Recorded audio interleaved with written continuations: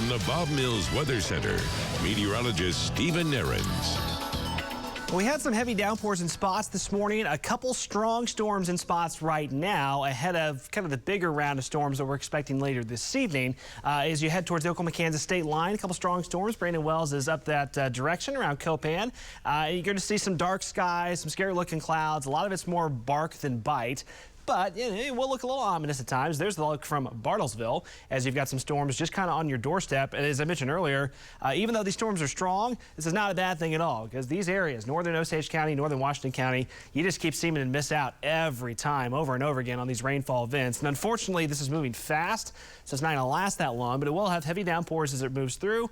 Burbank, Scheidler, Foraker, you got that earlier. Still frequent lightning as this rolls from Pawhuska and then up towards Copan, Bartlesville. This may end up staying just to your north and west from a rain standpoint, and then up towards Cedar Vale, Sedan, Chautauqua, Kansas, you'll have at least a little bit of that. Another heavy downpour to the south that's been rolling over Skytook Lake coming into Skytook and Sperry. Again, just a small downpour, but it's locally heavy. There could be a little bit of lightning. Back to the west, this is not much. It's just, light to moderate showers in Creek County.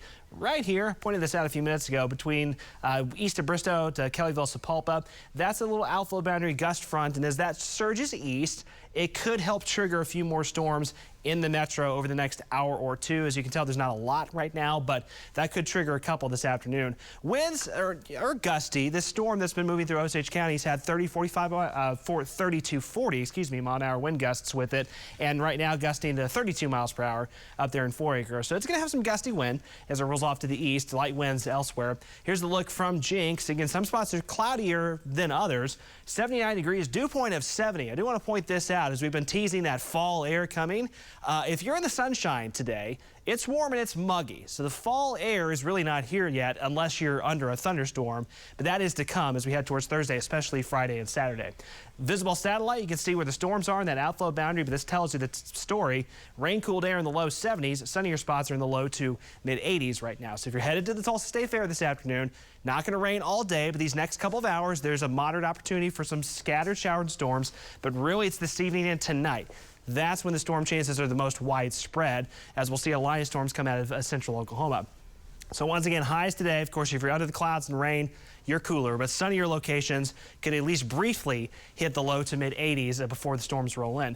This is the severe weather threats for later this evening into tonight. Higher threats in central and southwestern Oklahoma, but southeastern Oklahoma in particular, as a more organized line of storms moves in. We'll have some damaging wind and large hail threats. The tornado threat's very, very low.